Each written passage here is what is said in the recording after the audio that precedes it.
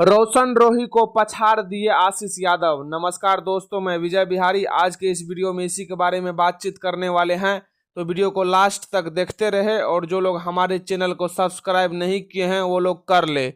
तो दोस्तों, जैसे कि आप लोगों को पता है कि आज सुबह में रोशन रोही और आशीष यादव दोनों का गाना रिलीज होता है।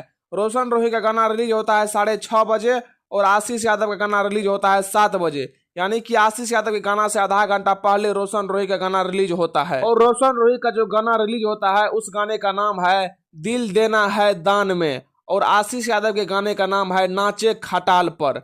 और रोशन रोही का गाना रोशन रोही के खुद के चैनल रोशन रोही इंटरटेनमेंट पर रिलीज होता है। और आशीष यादव का गाना नाचे खटाल पर, यह गाना ग्लोबल म्यूजिक जंक्शन पे 7 बजे रिलीज होता है। और दोस्तों, अब बात रही कि किसका गाना व्यूज और लाइक के मामले में आगे हैं, तो दोस्तों आप लोग स्क्रीन में देख सकते हैं कि आशीष यादव के गाना को रिलीज हुए 58 मिनट हुआ है। और इस 58 मिनट में आशीष यादव के गाना पे 39,000 व्यूज मिले हैं और 11,795 लाइक्स मिले हैं, जो कि आप लोग स्क्रीन में देख सकते हैं। अब बात रही रोशन रोही के गाने का, तो दोस्तों आप लोग स्क्रीन में देख सकते हैं कि रोशन रोही के गाना को रिलीज हुए 1 घंटा प्लस हो गए हैं और इसके गाने पे 38,000 व्यूज और 9983 लाइक है, जो कि आप लोग स्क्रीन में देख सकते हैं। जबकि आशीष यादव से आधा घंटा पहले ही रोशन रोही का गाना रिलीज होता है, तब पर भी आशीष यादव से बहुत कम लाइक और व्यूज है रोशन रोही के गाने का। हाँ तो दोस्तों, अब की बार